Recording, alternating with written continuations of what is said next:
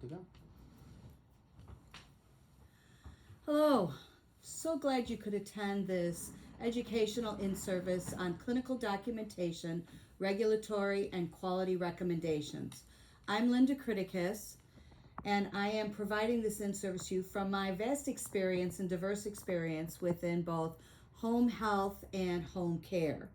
One of the things that I focus on heavily is quality. I am a certified professional in healthcare quality, so quality is basically how I roll. So let's get started. So our focus today is going to be to identify the strategies for enhancing documentation from both a regulatory and a quality perspective. We're going to describe methods for strengthening documentation from a legal regulatory perspective. We're going to discuss standards of care related to documentation and discuss what good clinical documentation looks like. And then if there's any questions, you can feel free to email Sharon or Amber or Annie, and they will let me know, and I'll be sure to follow up with you. So why are we here today? Well, our documentation is really what it's about because the need is for accreditation. Currently, you are going through a Joint Commission accreditation, but even after you pass your skilled accreditation, documentation is basically your way of justifying what you're doing, why you're doing, and when you're doing it. It also covers you under your state regulations, and it's a basis for communication and coordination, and it also provides and demonstrates a compliance with your state of California regulations. One of the biggest issues also is that documentation protects you from legal liability because it states what you've done. It's your way of actually stating you did what you were supposed to do based on the physician's orders. So it is a protection for your own license. Your documentation in a court of law stands alone, and so does your license. It also affects our reimbursement, a higher standard of care, and tells the patient's story. So what I mean by that is that the story needs to be from the beginning of the care when we receive that referral all the way through ongoing through discharge. We need to be able to read it like a book. We need to look at it and say and understand where this patient started and where they're going and what the outcomes are. Reimbursement is affected by our documentation. Insurance companies and auditors look to see what our outcomes are based on our documentation, and that affects our overall reimbursement. Because of your accreditation, Joint Commission requires that you work under a higher standard of care. So your documentation needs to reflect that higher standard of care. Some of the key takeaways are that there's a lot more scrutiny these days around clinical documentation related to fraud and abuse because of the scarce resources that we have. There's not a whole lot of money in the Medicare, Medicaid, insurance, and even the private pay pots. So we have to be very, very good stewards of the resources that we have available. Our documentation supports that. We also want to increase the importance of documentation because of a value-based care system. Healthcare right now is looking at everything from a value-based perspective. Bright Star, which is a really great thing, has higher standards of care and are a very strong value proposition. One, because of the Joint Commission accreditation, and two, because you have specially trained team members that go through rigorous hiring standards, hiring procedures, and training, which is unlike a lot of your competitors. Your JC accreditation is someone that everyone knows about. If you've worked in a hospital, you know JC accreditation. If you work in a nursing home, if you work in the community, if you work in a doctor's office, you understand what Joint Commission accreditation is and what it takes to be accredited. I remember when I was opening up a hospice and I had started a cardiac program, and I was marketing to a group of cardiologists, about 25 of them, and I told them, I was really proud of it, that we were CHAP accredited. Well, one of the cardiologists raised his hands and said, well, what's a CHAP? I said, well, it's like Joint Commission accreditation. It's an accreditation standard. He goes, oh. then he got it because he understood the value of Joint Commission accreditation, but he had no idea what CHAP was. The scary truth is, these statements here are from an actual surveyor or a group of surveyors from 2020.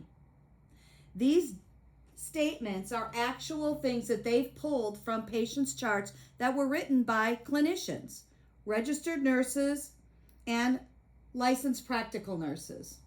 The first one, patient states pain level of 4 out of 10, tolerable, but yet the patient rates today's pain as 8 out of 10. Patient doing well. Well is a very subjective word. Well to you means something very different than it means to me or to the patient.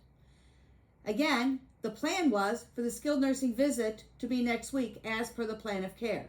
So as you see that, there was really nothing done in regards to this patient's increased pain level that was no longer tolerable. Did he have pain medication? Did he not have pain medication that was effective?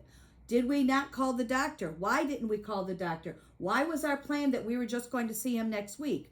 It looks like the clinician pretty much ignored the pain and the fact that the pain was intolerable. This is unacceptable under any regulatory body, and as a patient, it should be unacceptable. Patients seem to have a coughing spasm after changing trach and suctioning. What do you mean seem to have? What did you do about it? How did you prevent it? How did you educate? What did you do so that this wouldn't happen again? Patients' wounds seem to double in size overnight. Well, there could be a variety of reasons for that. One, the previous nurse that measured the wound measured it inaccurately. Two, we did not pay enough attention to the wound and we're not assessing it properly, and the wound did get infected and double in size overnight. Again, these are things that if you identify them on your patients or from family members, or the patient verbalizes these things to you, you as a prudent nurse and clinician need to address these things. Whether you send them out to a wound care clinic or send them through a Medicare certified home health, you have to identify them, you have to document them, and you have to follow through with a intervention and a goal. Pain is not well managed. Morphine dose increased from 15 milligrams Q4 to 30 milligrams Q4. Skilled nursing visit next week. That is not appropriate. For someone who is not having well-managed pain and you're working with morphine, the best practice and what a prudent nurse would do or clinician would do would be to reassess that individual after they increase their dose, make sure that there's support people in the home to address any issues or side effects that the patient may have from the increased dose, instruct the patient on the side effects, make sure that they are safe to be able to transfer and move around due to the increased dose, and make sure that he understands who to call in an emergency. Patient somnolent, not arousable, patient doing well. That is just kind of a very opposite end of the spectrum statement. You can't be somnolent, arousable, and unarousable and doing well. So what happened here? Why wasn't there follow-up? Where was the critical thinking aspect here? The last one, no BM times 3 days. The next week, no BM times 7 days. Really? Any individual that is on narcotics of any kind must be on a bowel program, and it must be documented. Whether it be Senna, whether it be Miralax, any other type of laxative, but they need to be on a bowel regimen. They need to be educated on the bowel regimen. They need to be educated on the side effects of taking a narcotic. They need to be educated on when they call their physician regarding these side effects and when to call 911. All the goals that you need to work with your patients need to be patient-centered and individualized. We need to look at the patient-reported outcome measures. What is the patient telling us? What is the outcomes we're looking to achieve? We need to be focusing on more patient-centered practice, looking at pertinent functional outcomes, because we overall want to increase their ability to participate as an active member in their community. So all of the goals need to be individualized to that patient's diagnosis. We have to have interventions that need to meet the goals, and we need to document to the goals, and it needs to tell the story. We are not just going in there to perform a task. We are in there to take care of the patient as a whole. So even though we may be going in there to provide Remicade or IVIG or whatever the infusion is, that is still part of a patient. That infusion is going into a patient, a human being, which has other aspects to their life. There's a reason why they're getting these infusions. They have a diagnosis and they have mostly comorbidities. And we need to address all of those things in our plan of care and through our goals and be documenting towards it. We cannot just look at the task and do the task and leave the patient unattended. A surveyor commented on clinical documentation. This is a surveyor who I worked with quite a bit. She said, these days the problem is the lack of writing a germane narrative and only checking off or using a drop-down. Each note can read the same and does not create a picture of the patient and the care provided. The patient chart should read like an individualized story of this patient's care episode. In other words, it's not okay just to check the boxes. So what type of an opportunity does this present us? Well, it's about our documentation and how we document. So why is it valued? Because we have so many standards to meet, both from a safety perspective and a quality perspective. It's very different than it was years ago when I started nursing, and we didn't have to do this. We didn't have to justify our existence to insurance companies, to the patients, to attorneys, to juries, to anyone. We did what we were supposed to do. And a lot of times in hospitals and other settings, your documentation is basically documentation by exception. In home health, because it's more indirect supervision and you're pretty autonomous out there, you have to document fully. You have to document your procedures. You have to document from the start to the finish of what you did and how they tolerated and what happened. Part of that documentation should include some of the National Patient Safety Goals, which Joint Commission puts out every single year and is available to you. If you're not sure what they are or how to access them, please contact Annie or Amber and they'll make sure that you have them. OSHA is another one that we have to justify our documentation about because it affects how we work. HIPAA, because of privacy, we need to make sure that our documentation is germane, that it stays confidential, and that's objective in nature. We also want to make sure that we're looking at preventable occurrences such as falls, UTIs, and medication-related errors. These things need to be documented, they need to be investigated and analyzed, and then we need to put together a plan so they don't happen again. Documentation is very important in handoffs and in transition. It is one of the highest risk points on the continuum because if we do not apply a correct and appropriate and complete transition or handoff, something could get missed and it could cause patient injury and overall affect patient safety. Non-payment issues are always related to unclear documentation. If an insurance company or a national account or someone isn't clear on what we're documenting or they're not sure what we did, they may not pay us.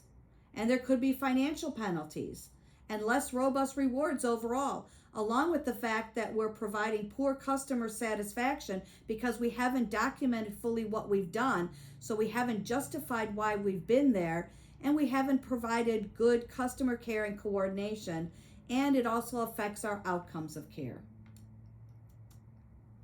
So why is it so valued? Because of quality.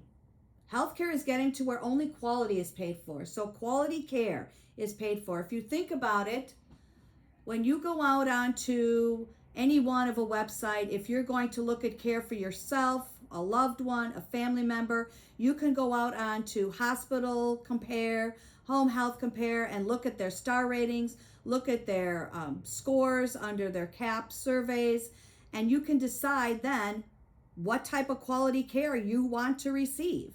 Because those surveys that are given to patients, whether they're in the ER or whether they're in the hospital or whether they're in home health or hospice, there are surveys that are done and the results are out there. So quality is part of the overall healthcare arena, and it will be going forward.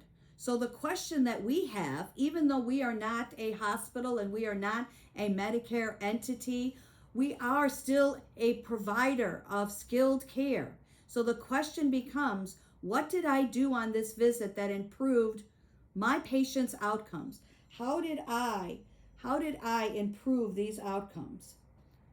What did I do to make a difference in this individual's life and their ability to get back to work in the community? And did I document this value? Because that's also very important. You need to take credit for the good things that you do and for the excellent care that you're providing. So you need to document to the value. Your documentation also provides important, very important patient and referral source satisfaction and feedback. We definitely want to make sure our documentation documents the things that we do so we can prevent sentinel events and that we actually have no adverse effects because we're trending and analyzing the documentation components as we go along in real time. We also want to make sure that we're tracking incidents and infections with trending analysis for prevention under our performance improvement program. So there are 10 important roles of documentation. One of them is that it provides the basis for coverage. So we do what we say we're going to do based on our orders, reimbursement and payment, and quality. It also reflects the care that we provide to that specific patient, and it needs to be individualized. And it needs to show the standards of care that we provided, that we followed our policies and procedures, that we followed all of our best practices that we know. It also provides the organization with information for data collecting and for our performance improvement program. We want to be able to benchmark ourselves against ourselves and others to show how well we're doing and how well our outcomes are progressing. It's a great marketing strategy. It also protects the clinicians and the agency from alleged practice fraud complaints. Your documentation can save you from all kinds of issues in regards to lawsuits. Some of these more that are continued are that it's a source document for communication, coordination, and handoffs. We really want to make sure that we have all the documentation that we need to provide a good transition of care. Think about when you're going to admit or take care of an individual and you go into the system or you go look for paperwork to make sure that you know what you're doing or what you're supposed to do, and there's nothing there. Or it's incomplete. And you're trying to figure out, well, what am I really supposed to do for this individual? What am I supposed to be doing here? What am I supposed to be flushing this line with? What else am I supposed to pre-medicate them? If those things are incomplete or missing, it's very hard to practice excellent clinical care. This also acts as a basis for PI reviews because for our performance improvement, we need to be assessing and analyzing our documentation at all levels. And it's the sole document that chronicles care from admission through discharge on all of our patients. Our documentation really does need to describe the patient's clinical status and the needs and how we've met them. And it supports the tenets of quality care and recognizes that quality is in the details. So, what is the goal here? When documentation processes work, it's easy. So your EMR system is there for you to use. Technology is our friend. Technology actually helps us maintain our documentation, make sure our documentation stays readable, legible, has stop gaps in it so we don't document inappropriately or in the wrong way or under the wrong diagnosis. It allows us to look at what we've done and to correct it. So it's part of care coordination. It also can be communicated. Before, in a paper world, you only had the paper and you needed to make sure that someone else had a copy of that paper so that you could coordinate care. Now you can log into ABS and be able to see what's going on with your patient, as long as your team members have put in their documentation and have uploaded it and published it so that you can review it. Your EMR system actually is helping you be timely and compliant with your state regulations and Joint Commission standards. But one of the biggest problems is that we have a memory fade when we don't document at the point of care. If we wait to do our documentation, our memory fades, and so does the accuracy of our documentation. If you see here on the diagram, 93% accuracy rate is there when we do our documentation in the home at point of care. 2 hours post clinical care, it drops to 78%, and 4 hours, it drops to 62%. So we really need to make sure that we are documenting at point of care and that our documentation is complete and thorough. And if you're in there to do an infusion, especially if the infusion is a few hours, you have the time to be able to document accurately and thoroughly and ask appropriate questions and do a really great head-to-toe assessment.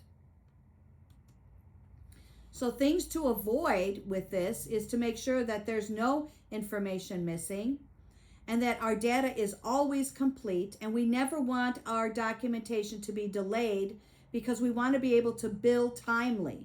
Without money, there's no mission, so we do need to bill.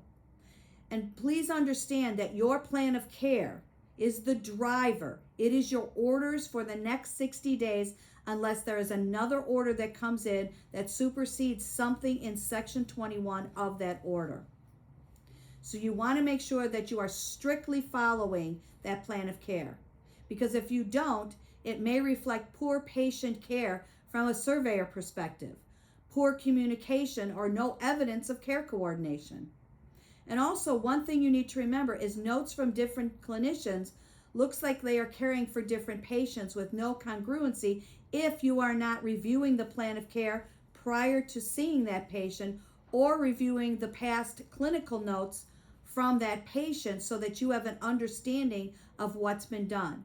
Viewing the plan of care, viewing your orders, and viewing previous visit notes are part of a clinician's responsibility prior to initiating any new care.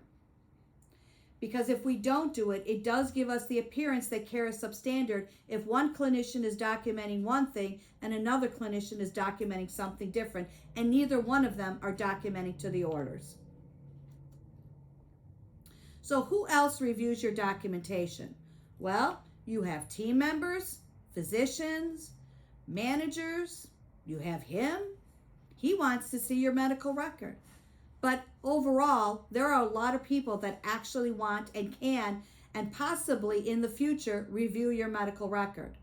Finance for billing, quality, compliance reviewers, accreditation surveyors such as Joint Commission, state surveyors if they come in on a complaint or a possible sentinel event, patient and family, and attorneys and juries. Your documentation stands alone, and so does your licensure. I've given plenty of depositions in my career, and I can tell you they're no fun. They are laborious, they are long, they are detailed, and they don't only ask you about the patient that you have cared for that is under questioning in the discovery phase of the lawsuit. They're asking about you as a prudent nurse. They're asking what you would do in certain situations. They're asking if you know what normal lab values are for certain lab values. They're asking what you would do if you saw low lab values, or if the patient had this issue happen, or if they had that issue happen. And it's no fun. And the only thing that actually saves you in a deposition is the documentation.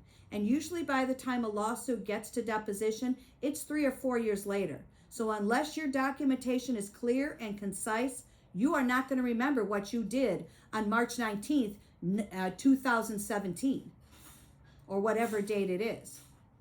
So you need to be very, very clear in how you document so that you can review to it later and not have an issue in being able to discuss it during any type of legal lawsuit. Remember, it is your way of protecting yourself from legal liability. Electronic health records, they're wonderful. I started out my nursing career in a paper world, and I swore I was never going to use technology. That was bogus. I liked my paper. But then when I started using technology, I loved it, and I would never think of going back to paper.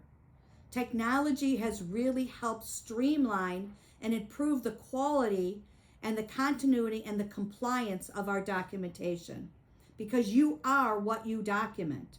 It shows the quality of care you provide. It protects you from malpractice. It minimizes your potential to be named in a lawsuit or to appear in court, and it helps you win if you go to court. So again, electronic health records really do help with compliance. So, our medical record is also our legal record because it provides a picture of patient care that's provided. It shows if care met the standard of care. And there is a legal perspective on documentation. According to the law, if it's not documented, it's not done. If it's poorly documented, it's poorly done. And if it's incorrectly documented, it's fraudulent. And never, ever, ever have two people doing documentation together and having someone else sign off on it. Your documentation is your own.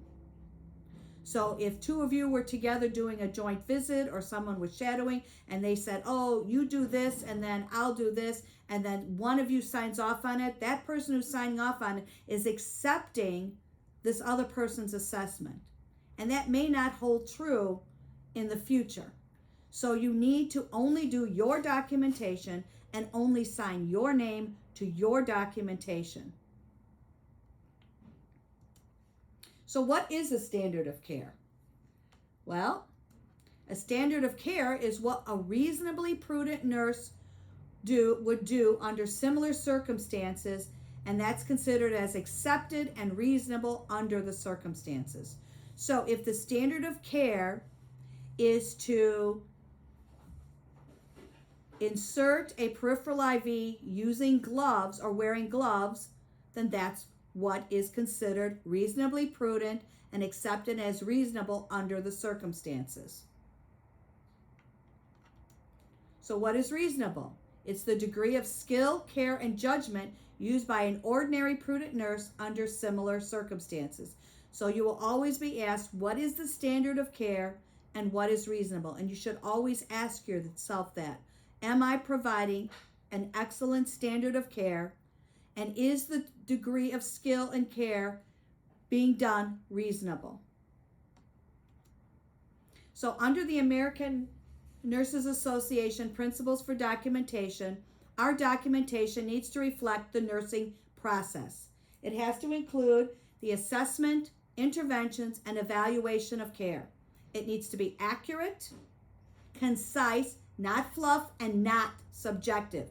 It must contain objective data only. It is not okay to say, oh, she was really tired today, and she's always so crabby, I'm just not sure, she's really going to deal with this anymore. Not okay. You deal with objective data only. It needs to be complete. It needs to be contemporaneous. It needs to be relevant to what we are doing and to the person as a whole, and it definitely needs to be readable. So our documentation not only has to be good or better, but it has to be the best. So what should be documented? Assessments and patients' clinical status, interventions and patients' responses to care, or changes in their care, or changes in their medication, variances from expected outcomes, such as when we change a med, when we change a procedure, when there's a new protocol being implemented, and what action did we take based on those variances. That all needs to be documented. We also need to document communication with the MD and others. And we always need to document any unusual patient occurrences. So what do you think our readers want from us? Well, they want us to make sure that we're assessing the patient comprehensively, and that we're identifying the patient's problems, not just the task that we are going in there to complete based on the physician's orders, that we're looking at this individual as a whole person with whole lives and needs and issues. And we need to look at them and help them and be their advocate, because we truly are their advocate. We need to determine achievable goals for them, not goals that we feel are appropriate, but goals that they can participate in the care of so that they can reach those goals. We want them to participate in the goal setting and in the interventions of their plan of care. We want to make sure our care planning is appropriate. We want to make sure that we're strictly implementing the plan of care and not deviating from it. And we want to achieve all of our goals and discharge the patient with the best possible outcomes. So how does documentation benefit BrightStar? Well, it articulates BrightStar as a differentiator. It improves patient satisfaction and employee retention because you're documenting accurately, correctly, and people have the tools that they need to do their jobs. It reduces risk by increasing competency of field staff. It paves the way for improved outcomes. It also improves communication with our referral sources. It improves care with the increase in complex referrals, because if you think about it, the referrals that we get day in and day out are becoming more and more complex, and they're usually very chronic in nature. But overall, documentation drives quality and revenue. So what does that look like? So Amber and Annie are tasked with developing action plans based on trends and analysis that they see within documentation and with the orders and with the plans of care.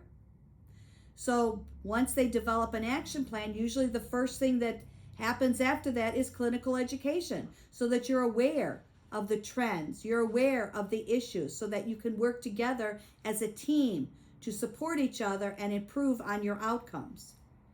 It helps significantly with the PI processes so that you continually show improvement in your processes and in your outcomes. And it helps with overall follow-up. It is called the plan, do, check, and act methodology. So with that, I'd like to say thank you very much for all of your time. And if you have any questions, please make sure to email either Amber or Annie, and then they will follow up with me, and we can get an answer to your questions and an answer to any of your concerns. And I hope you enjoyed this educational in-service, and everyone have a great day.